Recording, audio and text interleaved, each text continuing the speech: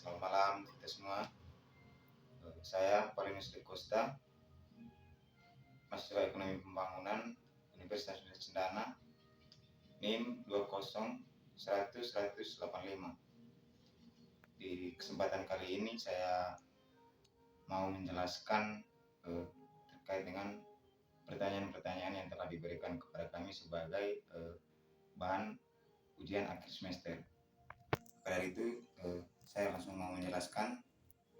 Yang pertama yaitu berkaitan dengan theory of underdevelopment. Menurut saya yang saya ketahui tentang theory of underdevelopment ini adalah suatu teori yang menjelaskan tentang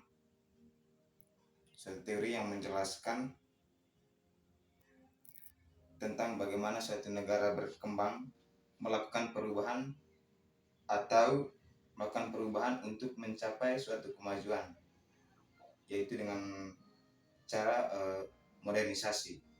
Adapun cara-cara yang dilakukan oleh negara berkembang ini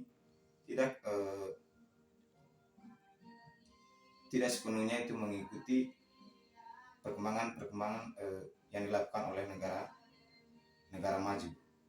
Nah, maka hal inilah yang menyebabkan adanya keterbelakangan ini. Dan kemudian adapun perbandingan antara negara Indonesia dengan salah satu negara maju, yaitu negara maju Amerika Serikat, di mana di Amerika Serikat itu semua penduduk itu rata-rata berprofesi sebagai profesi di bidang industri. Hal ini dikarenakan lahan yang ada di Amerika Serikat saat ini itu dicarikan atau berubah menjadi sektor industri. Sedangkan di Indonesia sendiri masih banyak begitu penduduk, bahkan masih ada yang belum memiliki pekerjaan. Nah, kemudian yang kedua yaitu pemerintah Indonesia dan daerah dalam menghadapi jumlah penduduk yang begitu banyak, adapun yang dapat dilakukan baik pemerintah daerah ataupun pemerintah pusat, yaitu yang pertama adanya pengurangan pertumbuhan penduduk, yaitu dengan cara melakukan program KB. Nah, adanya peningkatan pemerataan pembangunan. Kemudian ketiga, menciptakan lapangan pekerjaan. Kemudian yang keempat, melakukan program transmigrasi, melakukan program perbaikan gizi. Yang ketujuh itu memberikan beasiswa. Nah, adapun kasus yang terjadi di NTT sendiri, yaitu adanya permasalahan seperti kemiskinan, pengangguran, keterbatasan sarana prasarana dan infrastruktur transportasi, tingkat kesehatan dan SDM yang sangat rendah. Nah, itu adalah permasalahan yang dihadapi oleh pemerintah pusat dan daerah dalam menghadapi jumlah penduduk yang begitu banyak. Kemudian yang ketiga yaitu permasalahan yang dialami Indonesia menyangkut pertumbuhan ekonomi, kemiskinan dan distribusi pendapatan. Nah, ada beberapa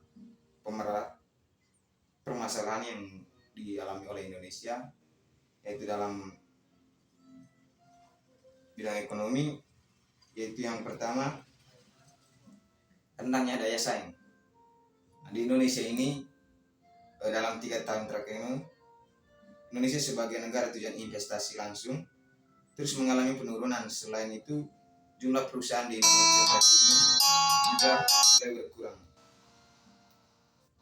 Disadari atau tidak, ini mempengaruhi daya saing antara masyarakat atau perusahaan dalam mengembangkan dunia usahanya. Nah, kemudian yang kedua, ketidaksiapan dalam menghadapi revolusi industri 4.0. Nah, dalam menghadapi revolusi industri 4.0 dibutuhkan perencanaan yang matang, termasuk penyusunan dan skala prioritas. Kemudian